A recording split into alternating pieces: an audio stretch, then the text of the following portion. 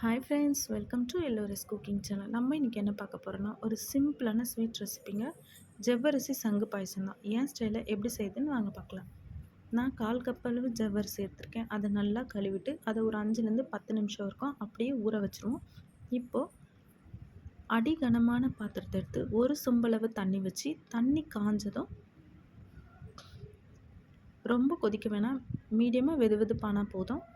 இப்போ ஊற வச்சு எடுத்து வச்சுருக்க ஜவ்வரிசி அதில் சேர்த்துட்டு கலந்து விட்டுக்கோங்க. ஜவ்வரிசி அடி பிடிக்கும், அதனால் கைவிடாமல் கொஞ்ச நேரம் கலந்து விடுங்க. இப்போது ஃப்ளேவருக்காக நான் 3 ஏலக்காவை தட்டி சேர்த்துருக்கேன். உங்களுக்கு பிடிச்சா ஏலக்காய் சேர்த்துக்கோங்க, இல்லைன்னா வேணாம். இந்த ஸ்டேஜில் நல்லா கொதி வந்ததும் நான் 2 கைப்பிடி அளவு சங்கு சேர்த்துருக்கேன். உங்களுக்கு வேணும்னா வேக வச்சு சேர்த்துக்கலாம், இல்லைன்னா அப்படியே சேர்த்தாலும் அது சீக்கிரமாக வெந்துடும். இப்போது 1/2 ஸ்பூன் நெய் சேர்த்துருக்கேன். நெய் சங்கு சேர்ந்து வேகும்போது ஒரு நல்ல ஃப்ளேவர் கொடுக்கும், டேஸ்ட்டும் நல்லாவே இருக்கும். இப்போ நல்லா கலந்து விட்டுக்கிட்டே இருந்திங்கன்னா சங்கு நல்லாவே வெந்தாச்சு, நம்மளோட பாயசமும் ரெடி ஆச்சு. இந்த ஸ்டேஜில் நமக்கு தேவையான சர்க்கரையை சேர்த்து நல்லா மிக்ஸ் பண்ணி விடுங்க. சர்க்கரை நல்லா கரையணும்.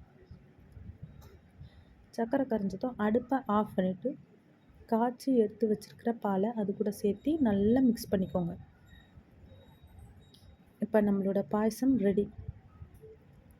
இப்போ வானொலி அடுப்பில் வச்சுட்டு 1/2 ஸ்பூன் நெய் விட்டு தேவையான நட்ஸை வறுத்து எடுத்துக்கோங்க. இப்போ பாயசத்தை ஒரு பவுலில் ட்ரான்ஸ்ஃபர் பண்ணி தேவையான அளவு துருவிய தேங்காவை சேர்த்துக்கோங்க. அது கூட வறுத்து வச்ச நட்ஸையும் சேர்த்து சர்வ் பண்ணுங்கள். அப்புறம் என்னங்க, சேனல் பிடிச்சிருந்தா லைக் பண்ணுங்கள், ஷேர் பண்ணுங்கள், கமெண்ட் பண்ணுங்கள், சப்ஸ்கிரைப் பண்ண மறந்துடாதீங்க. தேங்க்யூ.